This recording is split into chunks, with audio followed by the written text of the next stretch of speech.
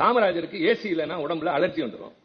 அதற்காக அவர் தங்குகிற எல்லா பயணியர் விடுதிகளிலும் குளிர்சாதன வசதி செய்ய சொல்லி உத்தரவிட்டார். நம்ம எடுத்து தான் பேசுறாரு. ஆனா அவருடைய உடல்நலம் கருதி நான் எல்லா பயணியர் விடுதியிலும் குளிர்சாதன வசதி செய்ய சொன்னேன். தமிழ்நாட்டுடைய சாபம், தமிழ்நாட்டுடைய களங்கம், இப்படிப்பட்ட பைத்தியக்காரன்லாம் 20 ஆண்டுகள் மேல டெல்லியில பாராளுமன்ற உறுப்பினராக இருப்பது.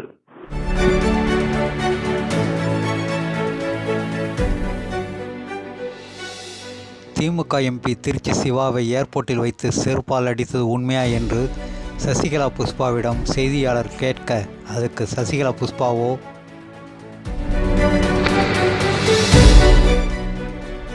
ஆமாங்க சார், ஏர்போர்ட்ல லைன்ல செக்இன் பண்ணிட்டு இருக்கும்போது அங்கெல்லாம் போலீஸ் ஆபீசர்ஸ் எல்லாம் அம்மாவோட கவர்மெண்ட் அம்மாவை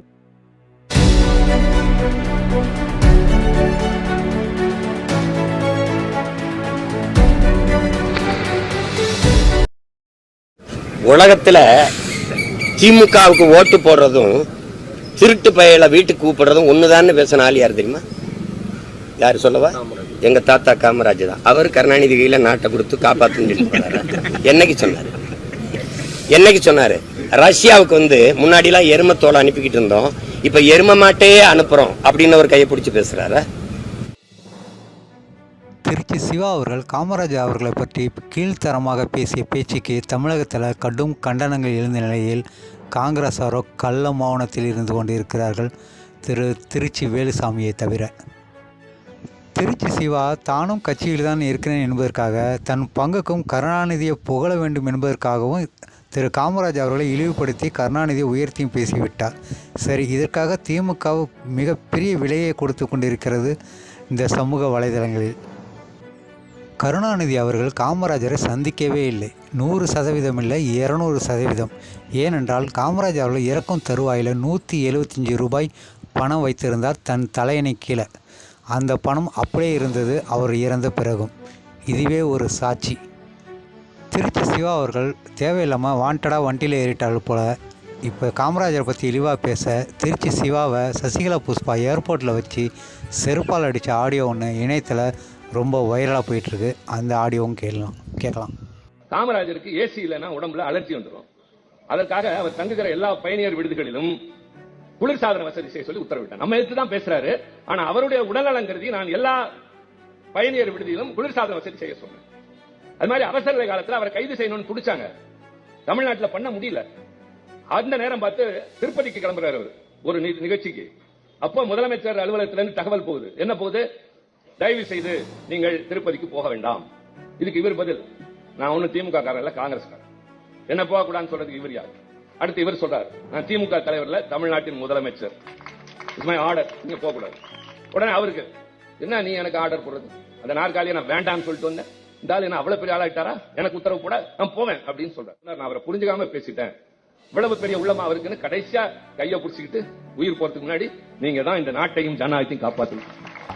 தமிழ்நாட்டுடைய சாபம், தமிழ்நாட்டுடைய களங்கம், இப்படிப்பட்ட பைத்தியக்காரன்லாம் 20 ஆண்டுகள் மேல டெல்லியில பாராளுமன்ற உறுப்பினராக இருப்பது. ஒன்னு அந்த ஆளுக்கு புரிஞ்சுக்கணும். எமர்ஜென்சில தமிழ்நாட்டை விட்டு தாண்டி போனாதான் எமர்ஜென்சில பிடிச்சாங்க, தமிழ்நாட்டில் பிடிக்கலன்னு சொல்ற பைத்தியக்காரனுங்க சொல்றேன். எங்க ஊர்க்காரன் தான்.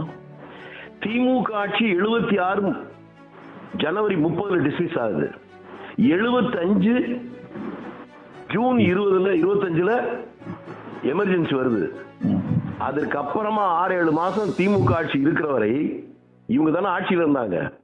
அப்பதான் என்ன எமர்ஜென்சில கைது பண்ணாங்க. இந்த ஆட்சி என்ன பண்ணுச்சப்போ? ஆட்சியவர்கள் பேரானது அவங்க கைது பண்ணாங்க. தடுத்து நிறுத்த துணிச்சல் உங்களுக்கு உண்டா? இவங்க காலில் விழுகிறது தயாரா இருந்தாங்க.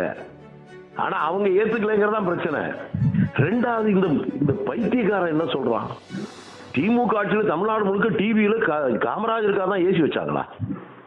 என்ன முட்டாள். இங்கிருந்து ரஷ்யாவுக்கு போற போது கூட ஒரு சாதாரண கதர் சட்டையும் கதர் வேட்டியோட போயிட்டு வந்த ஒரே ஒரு தலைவன், உலக தலைவனே ஒருத்தர் தான். காமராஜர் பத்தி என்ன தெரியும்? வேணாமணிக்கு அரசியல் பண்ணவனுக்கெல்லாம் இவன் எப்படி தெரியும்? ஒண்ணுமே புரியாம ஏன் உளறாங்கன்னு புரியல. அதுல கொடுமை, காமராஜர் அக்டோபர் 2ஆம் தேதி இறக்குறார் 75ல. கடைசி 2 மாதங்கள் அவருக்கு ரொம்ப உடல்நல சரியில்லை. யாரையுமே வீட்டை விட்டே வெளியில போகல. அப்ப சாக போற நேரத்துல கருணாநிதி கையை பிடிச்சிட்டு ஜனநாயகத்தையும் நாட்டையும் நீ தான் காப்பாத்துன்னு சொன்னார் இந்த மூதேவி சொல்லுது. அப்ப கருணாநிதி அவர் வீட்டுக்கு போயிருக்கணும். போனதா உண்டா? எப்ப போனது சொல்ல சொல்லுங்க. கற்பனையிலே பல விஷயங்களை விற்பனை செய்யற கேவலமான இந்த புத்தியை எப்ப விட போறான்னு தெரியலையே. இந்த நல்ல மனுஷங்களுக்கு பதில் சொல்லலாம். டெல்லி ஏர்போர்ட்ல இன்டர்நேஷனல் ஆள் பூரா நிக்கிற இடத்துல சசிகலா புஷ்பான்னு ஒரு எம்பி காலில் இருக்க செருப்பை கட்டி அடிச்ச போதும் ஏத்து ஒரு வார்த்தை கூட பேச முடியாம குனிஞ்சுக்கிட்டே வந்த ஒரு நாலாந்தர மனுஷன்கிட்ட இதை தவிர வேற என்ன எதிர்பார்க்க முடியாது. மீண்டும் சொல்லுகிறேன், நல்ல மனிதர்களை ஒதுக்கி இப்படிப்பட்ட ஆட்கள்லாம் எம்பி ஆனவருடைய பாவத்தை தமிழ்நாடு இன்னைக்கு அனுபவிக்கும்.